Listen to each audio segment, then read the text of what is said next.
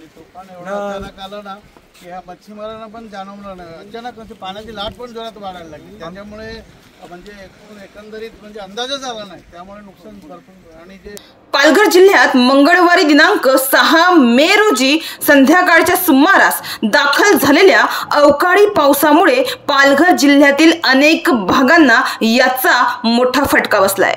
मंगळवारी रात्री जोरदार वादळी वाऱ्यासह सुरू झालेल्या अवकाळी पावसानं पालघर जिल्ह्याला चांगलेच झोडपून काढले। जिल्ह्यातील सर्वसामान्य नागरिकांपासून मच्छीमार, शेतकरी, वीटभट्टी, बागायतदार यांचे प्रचंड प्रमाणावर नुकसान झालंय। मात्र एकीकडे प्रशासनाकडून देण्यात आलेल्या प्राथमिक माहितीनुसार पालघर जिल्ह्यातील डहाणू तालुक्यात सुमारे 230 घरे पूर्णतः किंवा अंशतः उद्ध्वस्त झाली आहेत।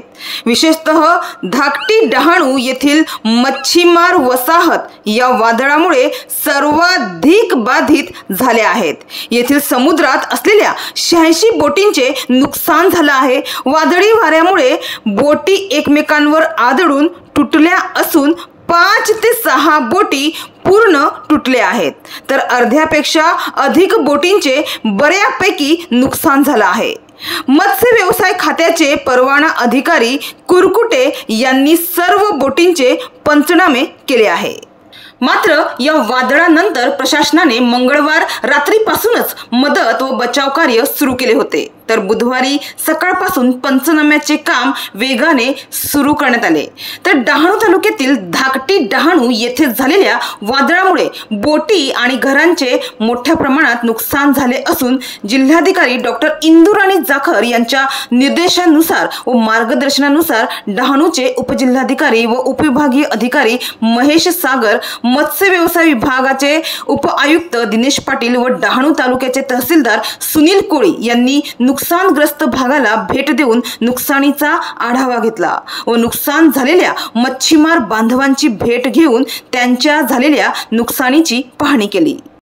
प्रशासनाकडून जो आमचा लेटेस्ट GR आहे 2023चा, त्याचप्रमाणे आम्ही आता माझे स्थानिक तहसीलदार आणि माझे तलाठी मंडलाधिकारी त्याचबरोबर असिस्टंट कमिशनर फिशरीज यांच्या माध्यमातून आपण आता याचं व्हॅल्युएशन करून घेतोय ज्या बोटींचं नुकसान झालंय।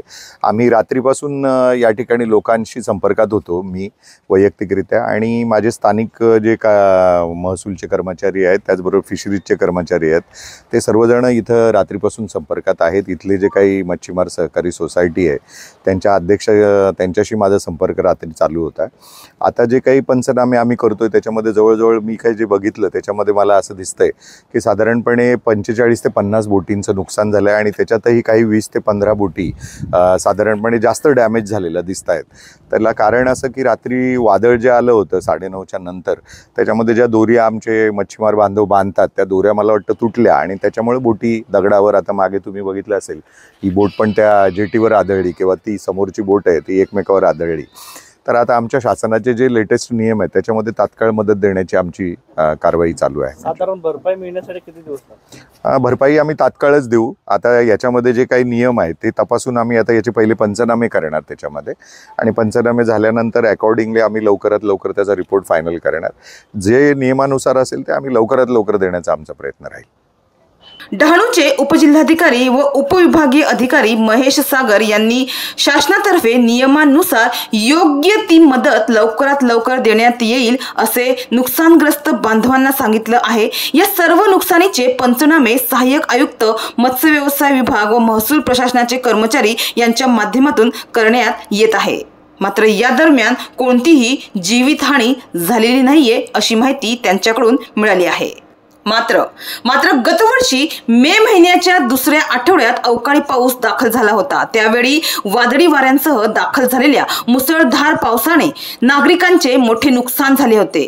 त्यावेळी अनेक घरांचे छप्पर उडून नागरिकांचे मोठे नुकसान झाल्याचं समोर आले होते। या सर्व नुकसानीचे पंचनामे करण्यात आले होते, मात्र पंचनामे होऊन देखील नागरिकांना अनेक महिने भरपाईची वाट पाहावी लागली।